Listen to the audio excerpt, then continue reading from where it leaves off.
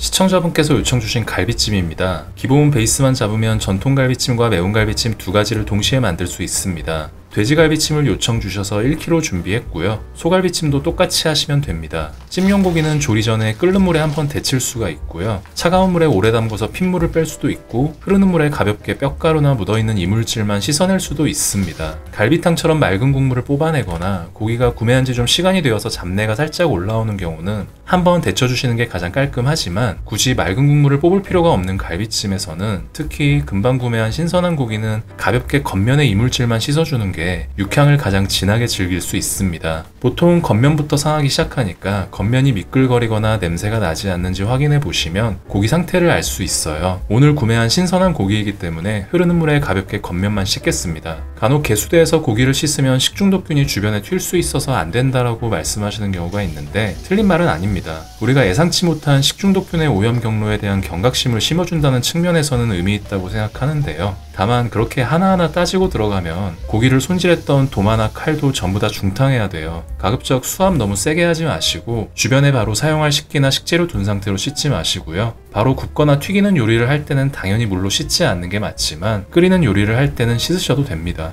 한번 가볍게 이물질만 헹궈서 준비해 주시고 양념을 하겠습니다. 시판되는 양념을 검색해 보시면 소갈비 양념이 있고 돼지갈비 양념이 또 따로 있고 소불고기 양념도 따로 있어요. 청정원 제품의 소갈비 양념과 돼지갈비 양념 성분을 비교해 보면 사실상 거의 차이가 없습니다. 다만 용법에서 약간 차이가 있는데, 소갈비는 고기 100g 기준 20g을 쓰라고 나와 있고 돼지갈비는 100g 기준 30g을 쓰라고 나와 있습니다. 이러한 차이가 생기는 이유는 뼈 무게 때문이라고 생각하는데요. 소갈비가 돼지갈비에 비해 뼈가 차지하는 비중이 크기 때문에 양념이 스며들 살코기 부위가 적어요. 그래서 이러한 용법에 차이가 있는 거라고 개인적으로 생각을 하고, 이러한 양념을 구비해 두고 사용하셔도 되지만 굳이 이걸 안 쓰시더라도 기본 조미료들로 거의 같은 맛을 낼 수 있습니다. 중요하게 보실 것은 나트륨과 당류 함량, 그리고 L글루탐산 나트륨이 들어있는지 정도 보시면 됩니다. 그 외 다른 성분들은 맛을 크게 좌우하지는 않는 것 같습니다. 돼지갈비 100g 기준 양념장 30g이라면 1kg 기준이면 300g이 필요할 겁니다. 계산하면 나트륨 6600mg, 당류 100g이 기본 베이스입니다. 소갈비 100g 기준 양념장 20g이면 1kg 기준이면 200g,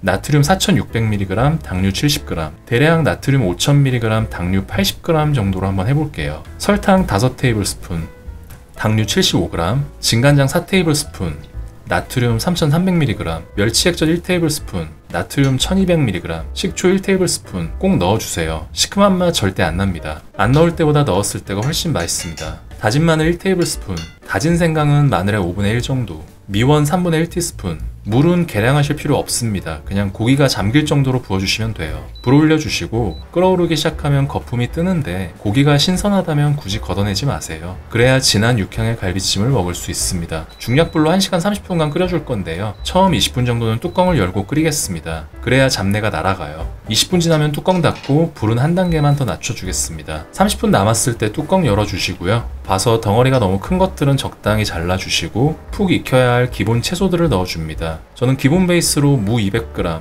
당근 100g, 양파 중짜 1개 150g 이렇게 넣습니다. 감자도 같이 넣으셔도 좋습니다. 채소들이 적당히 국물과 만날 수 있도록 자리 잡아주시고 다시 뚜껑 덮어줍니다. 15분 남았을 때 뚜껑 열어주시고요. 불을 중불로 올리고 타지 않게끔 바닥을 한 번씩 저어주면서 졸여줍니다. 이렇게 기본 갈비찜 베이스가 완성되었습니다. 이제 이걸 가지고 두 가지 갈비찜을 만들어 볼게요. 절반만 작은 팬에 덜어주시고 불 올려주신 다음 물에 불린 건표고버섯, 대파 넣어줍니다. 대파가 살짝 숨이 죽을 정도로 익혀주시고 참기름 둘러주시고 참깨 뿌려서 마무리. 고기 야들야들 부드럽게 잘 익었고요. 무는 처음부터 넣는 것보다는 30분 정도만 익혀주시는 게 적당히 부드러우면서도 모양이 망가지지 않고 쫀득한 식감이 나옵니다. 대구 스타일 매운 갈비찜 가볼게요. 고춧가루 2테이블스푼, 다진 마늘 2테이블스푼, 불 올려주시고 고춧가루가 국물을 흡수하면서 굉장히 퍽퍽해져요. 그래서 물을 조금만 부어주세요. 송송 썬 대파랑 청양고추 넣어줍니다. 국물이 어느 정도 졸아들면 불 끄고 참기름 두르고 후추 뿌려서 마무리.